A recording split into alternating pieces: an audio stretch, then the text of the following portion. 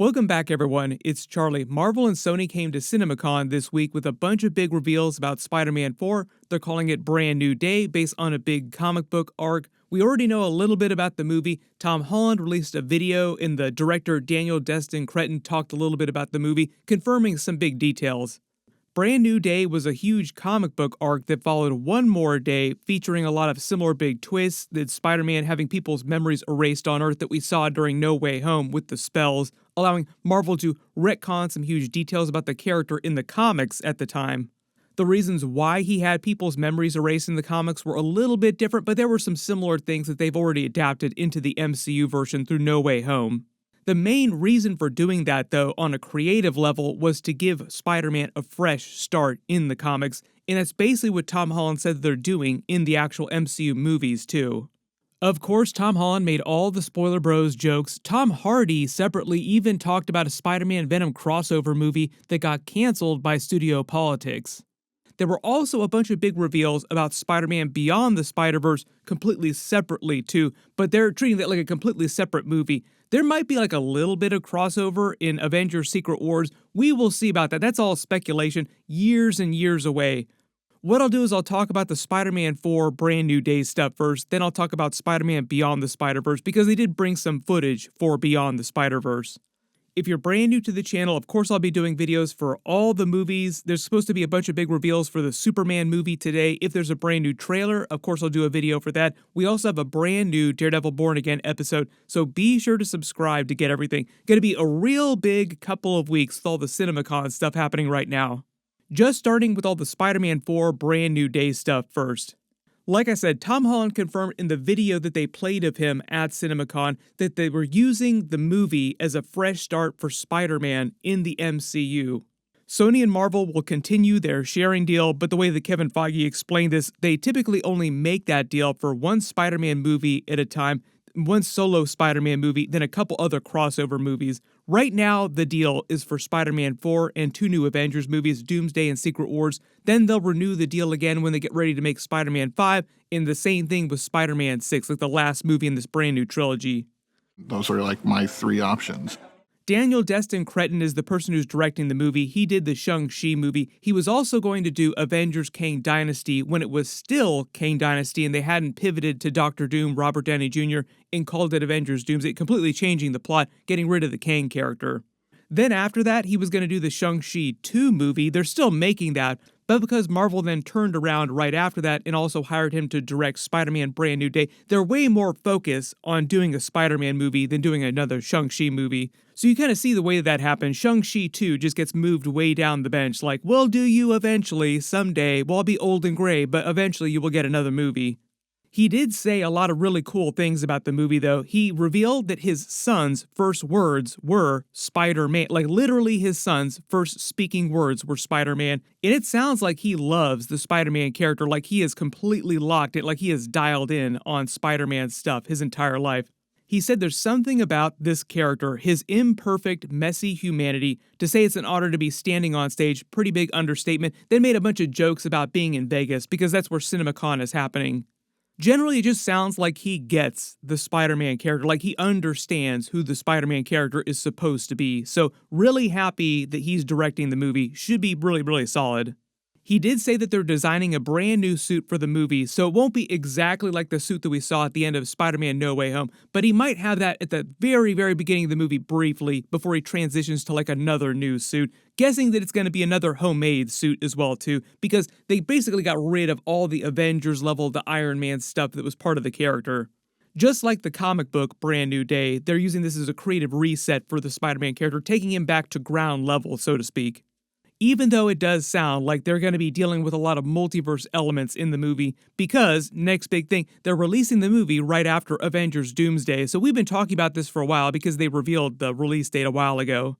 But the title, Brand New Day, doesn't make it sound like it's going to be set on Battleworld or anything like that, so it kind of sounds like the movie is going to take place while Avengers Doomsday is taking place, and Spider-Man will just be a lesser, like a minor character in Avengers Doomsday with a mask on.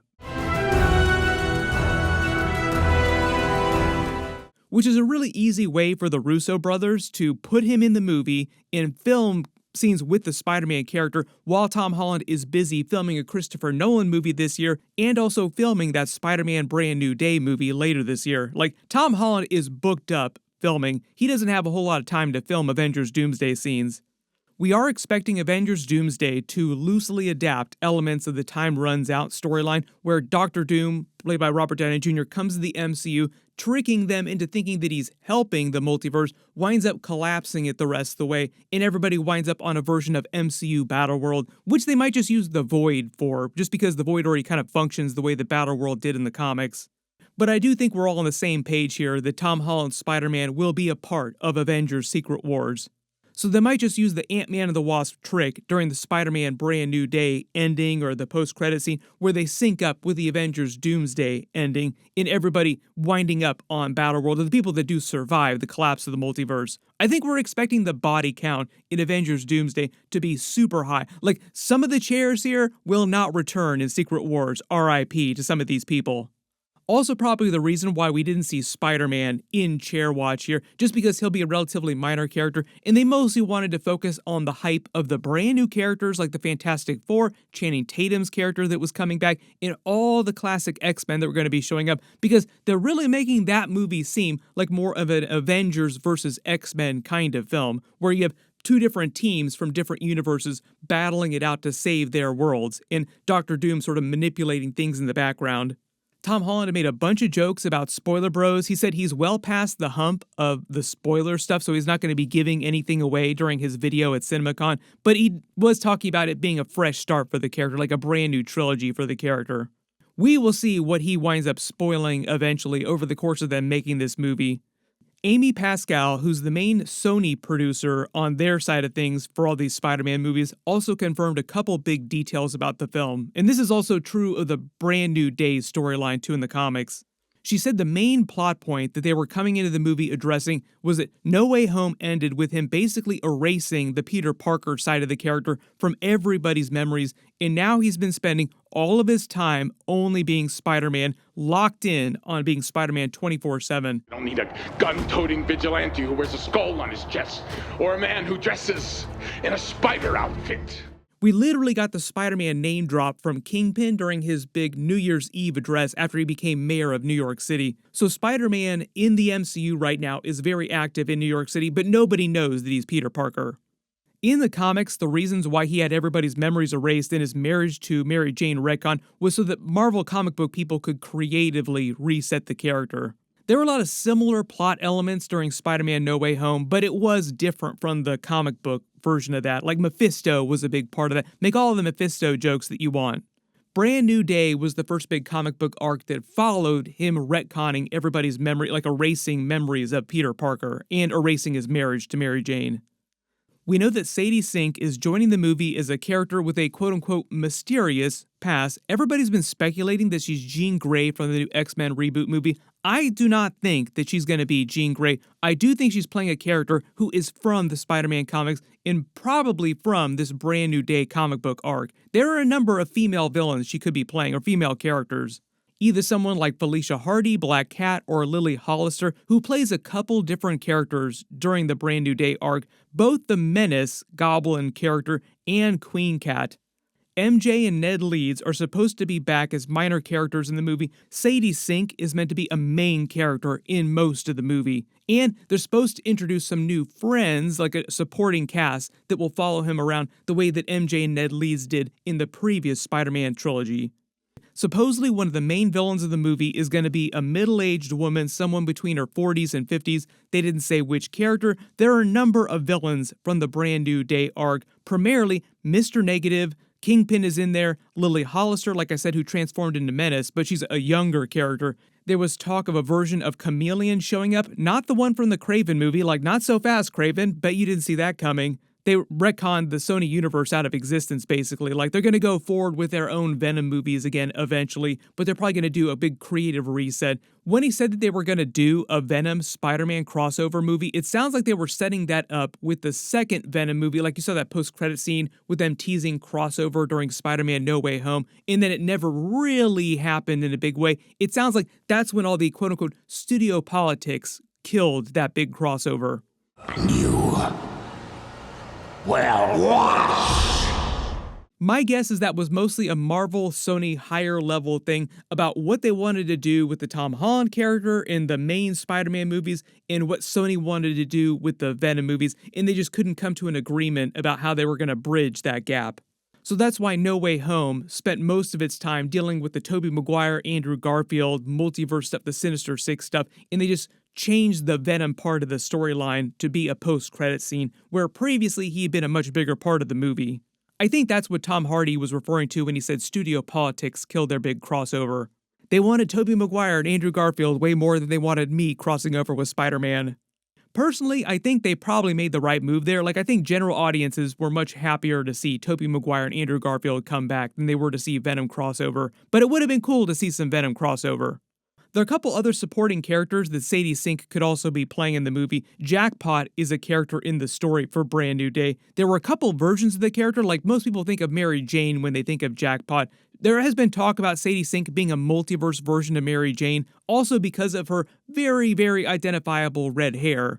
But the version that showed up in Brand New Day was the Alana Jacobson version of Jackpot. And there has been talk of Spider-Man getting that symbiote that they left behind at the end of No Way Home, like them paying off that with him eventually getting his own symbiote arc in this next trilogy. We will see if that winds up happening in this movie, or if they save him getting the symbiote for Avengers Secret Wars so they can be a little bit more like comic book Secret Wars where he got the symbiote back in the 80s. Either way, they will eventually do their own version of a Spider-Man symbiote saga. They did not confirm whether or not Daredevil and Kingpin would still be in the movie. There was a version of the movie early on that was going to be way more ground level, way less multiverse, and you were going to see him teaming up with Daredevil again. Kingpin was going to be a much bigger character in the story, but it sounds like they also decided to go in a completely bigger Avengers level direction with the movie. Daredevil Season 2 is also releasing next year. Kingpin is still supposed to be mayor though, so when Spider-Man Brand New Day is going down, like when the plot is happening, when Avengers Doomsday plot is happening, Kingpin will still be mayor of New York City. Fuck it. What'll probably happen though is we'll learn about more of the other supporting characters and more of the villains in the next couple of months. Of course, I will do all the videos for that when we find out what's going on, but post all your reactions in the comments below. Personally, I think this just confirms a lot of theories that we had before, like them creatively resetting the character going forward, using the spell as sort of like a fresh start for Spider-Man in the new trilogy. The other big Sony reveal at Cinemacon last night was obviously Spider-Man Beyond the Spider-Verse, so Lord and Miller came. They revealed the movie's coming out June 2027, which seems like an eon, like it's going to take forever to get all three of these movies. It sounds like they did a bunch of work on the movie a couple years ago, then threw all that out, started fresh, and they're doing something way crazier and what'll probably wind up being much better, but just takes them way longer to make it now. In the footage that they brought to Cinemacon, they released some of the images online here. There was a scene of him fighting Miles B. Morales, the Prowler, from that other Earth, and then another scene of them teaming up together, which we all kind of expected, like he's not meant to be an evil Prowler character. The way they explained his character during Spider-Man Across the Spider-Verse, he was acting as a vigilante in his Prowler identity on this Earth. There was a lot of test footage, too, they released early on where you see him working as like just learning how to be Prowler on his Earth. Then there was another scene of him having his reunion with Spider-Gwen.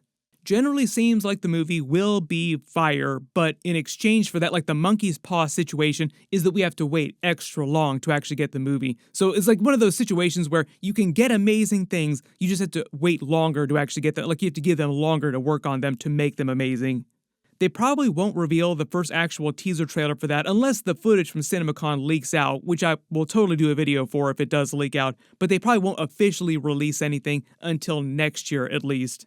One of the big questions now, though, is will the MCU introduce their own totally different version of Venom because of this whole symbiote arc? We will see. But like I said, CinemaCon is happening for the rest of this week. We have a big Superman panel happening tonight. There might be a new trailer they release online, but they also revealed there's an extended 5-minute preview of the Superman movie that's going to play in theaters this weekend with the Minecraft movie. So whatever that Superman footage winds up being, I'll do at least a separate video for that. Hopefully we'll get another big trailer today. If we do, of course, I'll do a video for all that stuff. Make sure to enable alerts for my channel so you don't miss any of that. And of course, we have the brand new Daredevil Episode 7 video. That'll post on Wednesday like my normal Daredevil videos. Everybody click here for that. I'll update the link as soon as I post it, and click here for that Avengers Doomsday trailer. Thank you so much for watching, and I'll see you guys in the next one.